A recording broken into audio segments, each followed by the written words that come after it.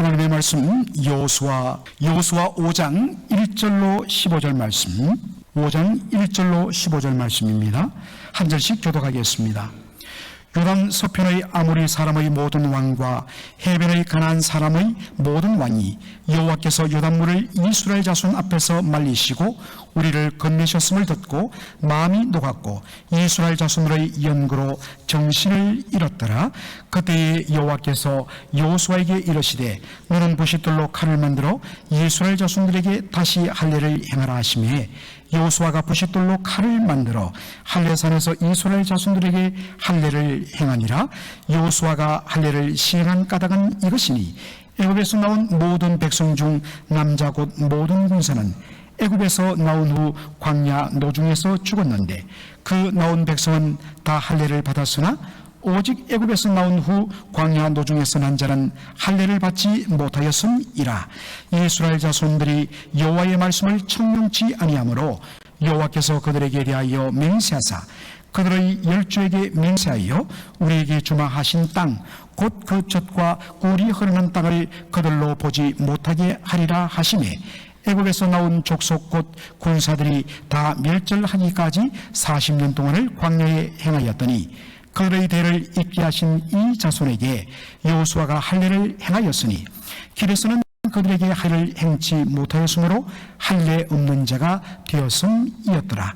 온 백성에게 할례 행하기를 피라매 백성이 진중 각 처소에 처하여 낫기를 기다릴 때에 여호와께서 여호수아에게 이르시되 내가 오늘날 애굽의 수치를 너희에게 굴러가게 하였다 하셨으므로 그곳 이름을 오늘까지 길갈이라 하느니라. 이스라엘 자손들이 길갈에 진쳤고 그달 14일 저녁에는 여리고 평지에서 유월절을 지켰고 유월절 이튿날에 그 땅 소산을 먹되 그날에 무교병과 볶은 곡식을 먹었더니 그 땅 소산을 먹은 다음 날에 만나가 그쳤으니 이스라엘 사람들이 다시는 만나를 얻지 못하였고 그 해에 가나안 땅의 열매를 먹었더라. 여호수아가 여리고에 가까웠을 때에 눈을 들어본즉 한 사람이 칼을 빼어 손에 들고 마주 선지라. 여호수아가 나아가서 그에게 묻되 너는 우리를 위하느냐 우리의 대적을 위하느냐. 그가 가로되 아니라 나는 여호와의 군대 장관으로 이제 왔느니라. 여호수아가 땅에 엎드려 절하고 가로되 나의 주여 종에게 무슨 말씀을 하려 하시나이까. 다같이요 여호와의 군대 장관이 여호수아에게 이르되 내 발에서 신을 벗어라. 네가 선 곳은 거룩하니라. 여호수아가 그대로 행하니라. 아멘. 오늘 저는 여호수아 강의 5번째 시간으로 내 발에서 신을 벗어라 라는 제목으로 말씀을 전하고자 합니다. 여러분 혹시 제가 화면에 띄워드린 이 노래 가사를 기억하십니까? 자 떠나자 동해 바다로 신화처럼 숨을 쉬는 고래 잡으러. 여러분 잘 아시는 70년대 그리고 아직도 여전히 활동하는 여전히 참 존경받는 정말 가수 송창식 씨, 이제는 씨라고 부르기도 민망합니다. 할아버지예요. 지금 아마 76인가 그렇게 될 겁니다. 참 이분 노래 좋습니다. 그래서 제 개인적으로 좀 마음이 이렇게 뭔가 답답할 때마다 이분의 그 확 뿜어놓는 노래를 유튜브를 통해서 한번 듣고 나면 어유 얼마나 좋은지 모릅니다. 바로 송창식 씨의 고래 사냥이라는 그러한 노래입니다. 80년대 중반에 안성기 씨가 주연하는 고래 사냥이라는 또 영화로도 만들어졌습니다. 그런데 이 고래 사냥이라는 노래는 1976년에 5년에 발표됐는데 얼마 안 가서 그 당시 군사독재 정권에 의해서 이 금지곡으로 지정되었습니다. 한동안은. 왜냐니까 사람들에게 고래 사냥이라는 제목이 별로 좋지 않은 그런 이미지를 떠올리게 만든다는 것입니다. 물론 그런 사람들이 있지만 너무 그냥 좋은 노래일 뿐인데, 여러분 이 남자의 그 생식기 표피를 제거하는 수술을 포경수술이라고 이야기합니다. 그런데 똑같은 한글 발음으로 한자 표현은 다르는 여러분 고래를 잡는 것, 이것을 포경이라고 그래요. 한자가 다르죠. 포경수술할 때 포는 덮어쌀 포자를 쓰는데 여기 고래 잡는다 할 때 포경은 고래경자에다가 잡을 포자를 써서 고래를 잡는, 문자 그대로 고래잡이 사냥. 여러분 그 모비딕이라는 소설과 영화를 여러분 보신 적이 있을 것입니다. 바로 포경, 고래 잡는 것입니다. 그런데 이 한자 표현이 사람들의 머리에 엉뚱한 생각을 떠올리게 만들 수 있다 해갖고 얼마나 또 친절한지. 그래서 이 노래를 금지곡으로 정했다고 하는 것이죠. 참 우울했던 독재 정권 시절의 그 표현의 자유가 억압되던 그 시절을 우리는 또 살아왔습니다. 왜 제가 이 이야기를 하냐면 오늘 본문에 보면 이스라엘 백성들이 요단강을 건너 가나안 땅에 도착한 후 행했던 일 때문에 그렇습니다. 여러 가지 일을 하는데 그 중에 하나가 할례였습니다. 여러분, 이스라엘 백성들이 요단강을 건너 요단강 건너편에 가서 장막을 친 곳이 길갈이었습니다. 자, 여러분 지도에 길갈을 한번 보시기 바랍니다. 우리가 성경을 볼 때, 특별히 구약 성경을 볼 때는 이렇게 여러분들 지도를 찾아보면서 말씀을 봐야지 이 말씀이 바로 입체적으로 그려집니다. 아, 저렇게 건너서 저기가 길갈이구나. 그리고 길갈로부터 밑으로 내려가서 있는 곳이 여리고로구나. 이렇게 여러분들이 그림을 좀 그리면 좋습니다. 바로 그 길갈에서 하나님께서 이스라엘 백성들에게 명하신 것이 할례였습니다. 여러분, 할례는 하나님께서 아브라함에게 명령하신 것부터 시작이 되었습니다. 자, 창세기 17장 10절로 11절 보니까 너희 중 남자는 다 할례를 받으라. 이것이 나와 너희와 너희 후손 사이에 지킬 내 언약이라. 너희는 양피를 베어라. 생식기의 표피를 베어라. 이것이 나와 너희 사이에 언약의 표징, 언약을 맺었다는 외적인 사인, 표시가 뭐냐? 할례를 받는 것이다 말입니다. 다시 한 번 더 말씀드립니다. 할례는 뭐라고요? 바로 하나님과 내가 언약을 맺은 관계임을 외적으로 보여주는 표시가 뭐냐? 할례입니다. 여러분, 언약의 핵심이 뭡니까? 구약 성경에 아주 이 개념이 중요한데 하나님과 맺은 언약의 핵심은 뭘까요? 하나님은 나의 하나님이 되고 우리의 하나님이 되고 우리는 하나님의 백성이 된다는 것입니다. 하나님 입장에서 보면 나는 너희의 하나님이 되고 너희는 나의 백성이 된다. 이것이 언약입니다.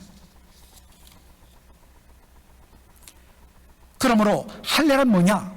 내가 하나님의 백성이란 것을 사람들에게 보여주는 표시란 것입니다. 그런데 여러분 주의할 것이 있죠. 할례를 받았으므로 자동적으로 하나님 백성 되는 것은 아니라는 것입니다. 하나님의 백성 되는 것, 그것은 하나님이 선택하시고 하나님께서 자기 백성을 삼으셔야 비로소 하나님의 백성이 됩니다. 그런데 그 하나님의 백성됨을 어떻게 확인할 수 있습니까? 어떻게 확인할 수 있습니까? 그것은 바로 내가 하나님의 백성, 하나님은 나의 하나님, 그러므로 하나님을 나의 하나님, 나의 왕으로 모시고 그분의 주권을 인정하며 그분의 말씀의 다스림을 받아 그분의 말씀에 순복하여 그분의 뜻에 따라 살아가는 삶, 이것을 통하여 내가 하나님의 백성 된 것을 바로 비로소 확인한다는 것입니다. 만일 하나님의 주권을 거부하고 하나님의 말씀을 불순종하면서 나는 할례 받았기 때문에 하나님 백성이다. 여러분, 그 할례는 아무 의미가 없습니다. 그래서 바울은 빌립보서 3장에서 그것을 손할례라고 말합니다. 이때 손자란 것은 훼손할 손자를 씁니다. 할례란 무엇입니까? 바로 생식기 그 표피를 잘라내는 것입니다. 그런데 그것은 그저 몸을 훼손한 상처 내는 것밖에는 안 된다고 이야기합니다. 하나님 되심을 인정하지 않고 하나님의 백성답게 살지 않으면서 나는 할례를 받았기 때문에 하나님 백성 된다는 것 있을 수가 없습니다. 여러분, 할례와 어떤 면에서는 신학적으로 유사한 개념을 가진 세례도 마찬가지입니다. 세례를 받으면 구원받느냐? 그렇지 않습니다. 구원이라는 것은 전적인 하나님의 선택과 하나님의 전적인 은혜로 주어진 선물입니다. 진정 내가 구원받은 하나님의 백성, 하나님의 자녀됨을 무엇으로 확인합니까? 나는 그리스도인입니다. 나는 교회 갑니다. 그것으로는 확인이 덜 됩니다.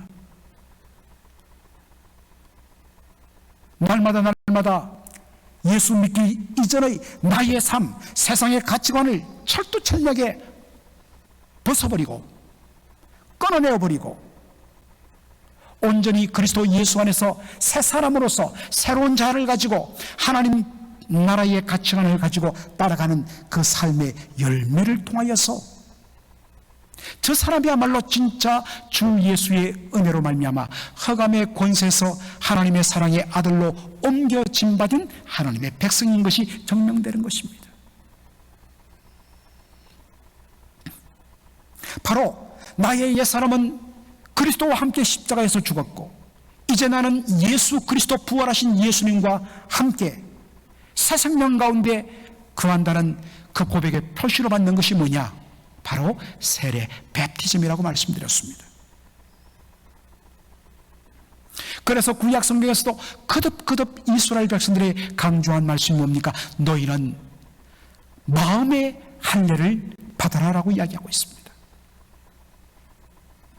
날마다 우리의 마음속에 있는 옛사람의 가치들, 세상적인 가치관들을 잘라내고 날마다 하나님의 말씀에 순종하는 삶, 이것이 마음의 할례인 것입니다. 날마다 성령 안에서 우리의 죄성을 죽이고 성령의 은혜 가운데 구별되고 거룩한 성령의 열매를 맺는 삶, 이것이 성령 세례입니다. 한국교회에서 성령 세례를 너무나도 잘못 써갖고 뭔가 특별한 은혜 체험을 하고 은사 체험을 하는 것을 성령 세례 받았다고 하는데 여러분, 비성경적인 표현입니다. 그것은 성령께서 구원받은 성도들로 하여금 한 몸을 이룬 교회를, 성도를 섬기기 위하여 교회 성도에게 주신 은혜의 선물인 것입니다. 진정한 의미의 성령 세례란 바로 날마다 성령 안에서 나의 옛사람 죄성들을 제거하고 죽이고 성령의 불같은 은혜로 말미암아 정결함을 입어 우리의 삶 속에 구별된 성령의 열매를 맺는 삶, 이것이 참 성령 세례일 줄로 믿습니다. 원래 할례는 하나님께서 아브라함에게 제정하실 때에 난지 8일 만에 할례를 받도록 말씀하셨습니다. 이것을 따라서 출애굽 1세대, 즉 애굽 땅에서 태어나서 출애굽한 모든 사람들은 바로 애굽에서 그 규례를 따라 다 할례를 받고 출애굽을 했습니다. 반면에 출애굽 후 광야 생활을 하면서 태어났던 출애굽 2세들은 광야 길에서 할례를 받을 형편이 되지 못해서 하나님의 백성임을 외적으로 드러내는 할례 없이 지금 가나안 땅에 들어오게 된 것입니다. 할례는 내가 하나님의 백성인 것을 외적으로 표현하는 표시이기 때문에 하나님께서 요구하십니다. 할례를 받아라. 그런데 그 할례를 받은 장소가 어디라고요? 요단강 건너 바로 요단 언덕에 있는 길갈이었습니다. 원래는 이름이 없었습니다. 그런데 거기에서 할례를 받음으로 말미암아 그 애굽의 수치가 굴러갔다 해서 바로 굴러가다라는 의미로 할례란 길갈이란 이름을 거기에 명명한 것입니다. 그런데 여러분 한번 생각해 보십시오. 아까 지도에서도 봤듯이 바로 이스라엘 백성들이 요단강을 건너자마자 건넌 날이 1월 10일 유대달력으로 1월 10일이었는데 건너자마자 하나님의 요구에 의해서 제일 먼저 한 것이 할례였습니다. 우리는 그 히브리 어떤 문화가 아니기 때문에 난지 8일 만에 할례 받고 이런 거 없습니다. 요즘에는 어떤 의미에서는 오히려 차라리 안 받고 특별한 경우 아니면 안 하는 것도 좋다고 그렇게 권면합니다마는 저희 세대나 우리 윗세대에 보통 남자들이 군대 가면 군대에서 그것을 복용수술을 해주죠. 여러분 경험은 해보신 분들 아시죠? 이 살을 그렇게 잘라내기 때문에 굉장히 고통스럽습니다. 그리고 이것이 낫는데 며칠 더 걸립니다. 정말 며칠 동안은 잘 걷지도 못하고 응검주청합니다. 적어도 한 주간 지나야지 아뭅니다. 그런데 하나님께서 이스라엘 백성들이 요단강을 건너자마자 지금 가나안 사람들이 초긴장 상태에 있는 가운데 그리고 그들이 얼마나 많은 어떤 면에서는 그러한 스파이들을 몰래 보내서 다 관찰하게 했지 않겠습니까? 바로 밑에는 누리구성이 있는데 그 위에서 뭘 했다고요? 할례를 행했다. 만일에 가나안 사람들이 밀고 들어오면 할례 받은 남자들은 꼼짝없이 거기서 다 죽어야 됩니다. 아무런 몸에 힘을 쓸 수가 없어요.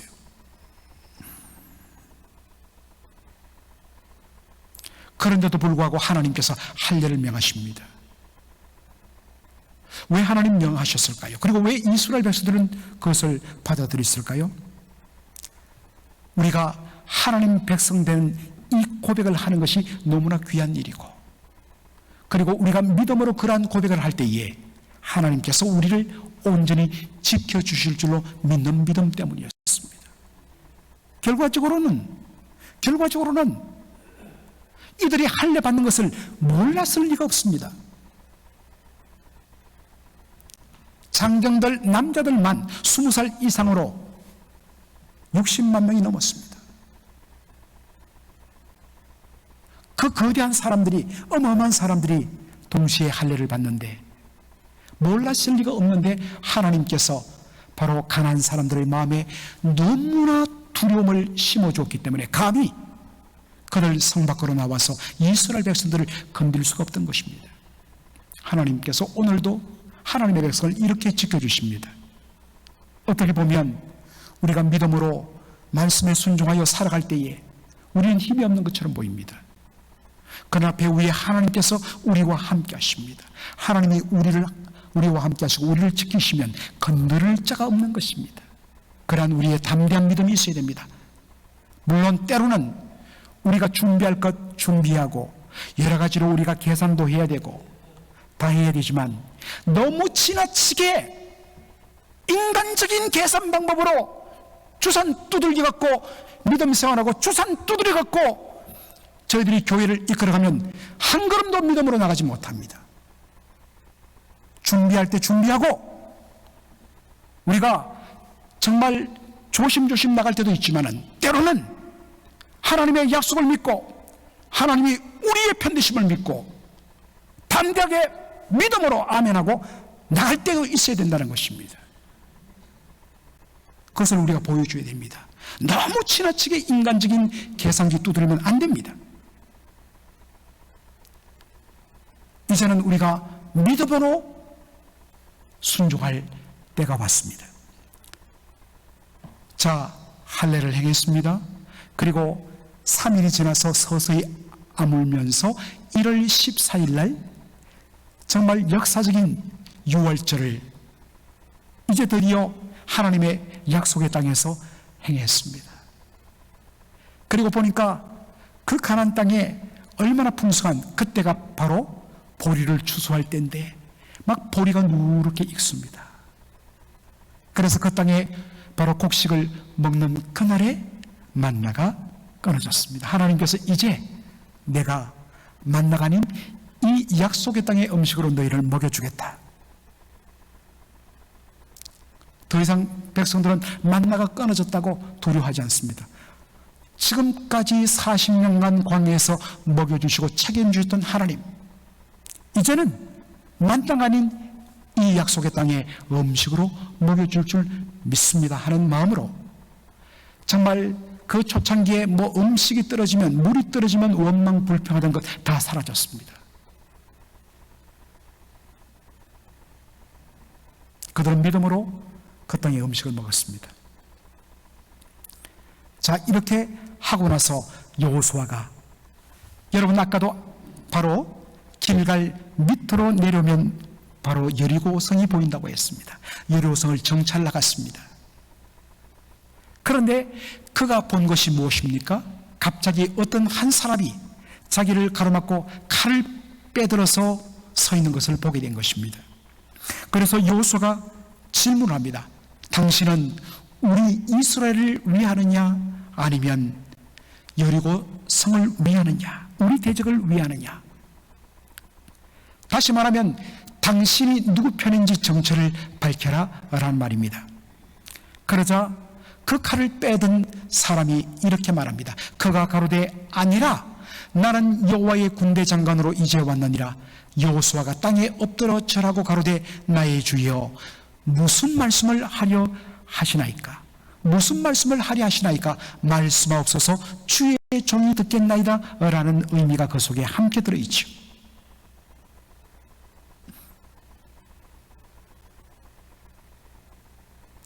칼을 빼든 그 사람이 자신의 정체를 오픈합니다. 나는 여호와의 군대 장관이다.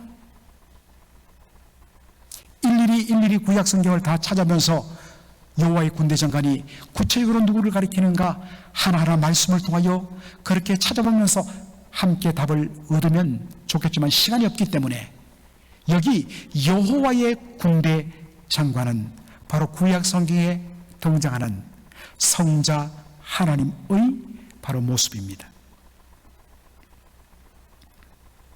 그것을 어떻게 할 수 있는가? 나는 여호와의 군대 장관으로 여기 왔다 이야기하니까 여호수아가 어떻게 합니까? Joshua fell face down to the ground in reverence. 경외심 안에서, 경외심으로 땅에 완전히 얼굴을 땅에 대면서 엎드렸다. 여러분, 땅에 얼굴을 엎드리다, 이 말을 다른 말로 번역하면 월십, 예배하다입니다. 여러분, 예배를 받으시는 존재는 오직 한 분, 바로 하나님밖에 없습니다. 지금 여호수아가 무릎을 꿇고 얼굴을 땅에 대어 예배하기 위하여 엎드린 여호와의 군대 장관은 바로 구약 성경에 나타난 성자 하나님이신 것입니다. 그런데 여러분, 여기서 우리는 여호수아와 여호와의 군대 장관의 대화에 주목할 필요가 있습니다. 당신은 누구를 위하느냐? 우리를 위하느냐 아니면 우리의 대적을 위하느냐? 누구의 편이냐? 여러분, 기대되는 대답은 무엇입니까? 나는 여호와의 군대 장관이다. 그러므로 나는 너희 이스라엘을 위하여 왔다. 그런데 이 NIV 영어 성경이 참 의미를 잘 드러냈습니다. 한글 성경으로 아니라, 그런데 NIV 영어 성경은 이렇게 번역합니다. 어떻게 해요? neither. 여러분, 이 표현 아시죠? neither A nor B. A도 아니고 B도 아니다. 얼마나 우리 많이 외웠습니까? 그죠? 나는 너희들을 위하지도 않고 너희 대적 여리고를 위하지도 않는다. 나는 중립이다. 이렇게 들릴 수가 있습니다. 그렇지 않습니다. 하나님은 당연히 하나님의 백성을 위하십니다. 여호수아 1장에 하나님께서 뭐라고 약속하십니까? 여호수아야 두려워 말라, 마음을 강하게 하고 담대하라. 네가 어디로 가든지 내가 너와 함께 알며 너와 동행하며 너를 위하여 싸우겠다. 두려워 말고 담대하라고 말씀하십니다. 그렇다면 왜 여호와의 군대 장관은 아니라 나는 누구의 편도 아니다 라고 말했을까요? 이 말씀에는 여호수아야 나는 자동적으로 너의 편이 되지 않는다 라는 말입니다. 아브라함의 후손으로 태어났기 때문에 난지 8일 만에 할례를 받았기 때문에 자동적으로 하나님 백성이 저절로 되지 않습니다. 오직 믿음으로 말미암아 의롭다함을 받고 믿음으로 말미암아 하나님의 백성이 되는 것입니다. 할례를 받았다고 자동적으로 하나님 백성 되지 않습니다. 누가 참된 하나님 백성인가? 무엇으로 하나님 백성됨을 확인할 것인가? 하나님의 하나님 되심을 인정하고 하나님의 주권을 인정하고 하나님의 말씀에 순종하고 내가 하나님 편의 섬을 통하여서 바로 내가 하나님 백성됨을 확인하는 것입니다. 자신들은 하나님의 편에 서지 않고 하나님이 여기 계신데 자기는 하나님 반대로 서가면서 하나님 우리의 편이 되어주시고 우리를 위하여 싸워달라고 그럴 수는 없는 것입니다. 그런 의미의 니들 아니다 라는 말씀을 하시는 것입니다. 제가 언젠가 한번 말씀드린 적이 있습니다. 남북전쟁 때에 바로 링컨 대통령의 참모들이 바로 전쟁을 앞두고 기도합니다. 기도의 내용이 하나님이여 우리 북군의 편이 되어 주십시오. 그때 링컨 대통령이 참모들에게 이렇게 이야기했다고 하죠. 여러분, 하나님이 우리의 편이 되어달라고 기도하지 마십시오. 도리어 하나님이여 우리가 온전히 엎드려 순종하여 하나님 편에 서게 해 주십시오. 하나님 뜻에 순종하며 하나님 말씀에 순종하여 하나님 편이 되게 하여 주옵소서. 그러면 하나님 자동적으로 우리의 편이 된다는 것입니다.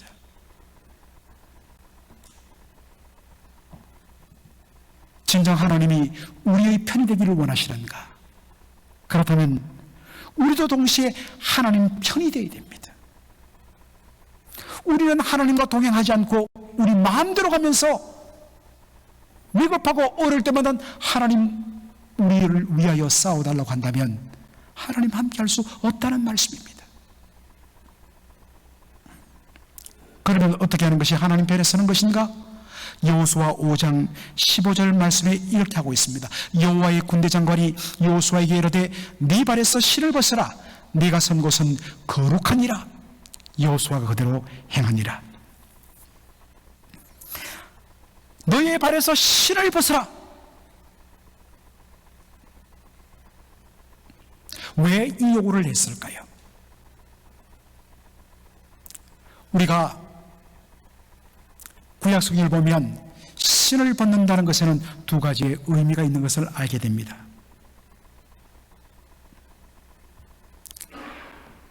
여러분들, 신을 벗는다는 것은 첫째, 권리 포기를 상징하는 것입니다. 구약성경에 보면 옛날에 대를 잇기 위하여 취수혼이라 형수를 취하여 결혼하는 취수혼 제도가 있었습니다. 이것은 뭐냐면 형이 결혼하고서 대를 잇는 상속자를 낳지 못한 채 죽게 되면 바로 형의 대를 이어주기 위하여 그 동생이 형수를 아내로 맞이하여서 먼저 그 사이에서 난 아들을 형의 이름으로 대를 이어 형의 아들의 이름으로 이어가게 하고, 그래서 형의 대가 끊어지지 않도록 하고 그 다음에 두 번째 낳은 아이를 자신의 아들로 삼아서 대를 잇게 하는 제도였습니다.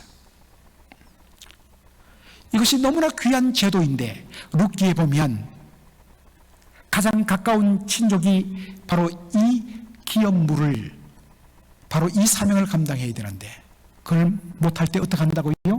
나는 이 일을 못하겠다 하고 자신의 신발을 벗어놓는 것입니다. 권리를 포기했다. 신발을 벗는다는 것은 내 권리를 포기한다는 말입니다. 둘째로 신발을 벗는다는 것, 고대 시대의 종들은 신발을 신지 않았습니다. 돌아온 탕자에게 아버지가 종들에게 명합니다. 좋은 옷을 입히고 손에 가락지를 끼우고 그리고 발에 신을 신기우라. 우리는 상황적으로 이해하기 쉽습니다. 완전히 거지가 되어서 누더기를 거쳤기 때문에 깨끗한 옷을 입히고 그리고 완전히 신발이 다 떨어져서 구멍이 났기 때문에 새로운 샌들을 신겨라 라고 우리는 이해하기 쉽습니다. 그러나 고대 시대의 종들은 신발을 신지 않습니다. 원래는 아들이었는데 존귀한 자였는데 방탕하여 아버지를 떠나서 완전히 먹고 살 것이 없어서 남의 집에 모섬이 되고 종이 되어서 비참하게 살았던 것입니다.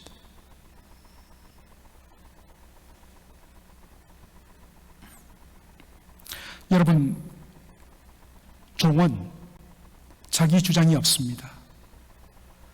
종은 오직 주인만을 위하여 존재합니다. 하나님, 저는 주님의 종입니다. 말씀하여 주옵소서. 듣겠습니다. 온전히 주께서 가라 하시면 가고 서라면 서겠습니다. 저는 주의 종입니다. 그것을 고백하는 표현이 뭐냐? 신발을 벗는 것입니다. 사랑하는 성도 여러분, 오늘도 하나님께서 저와 여러분에게 말합니다. 너의 발에서 신을 벗어라. 여러분, 우리가 벗어야 할 신은 어떤 것일까요?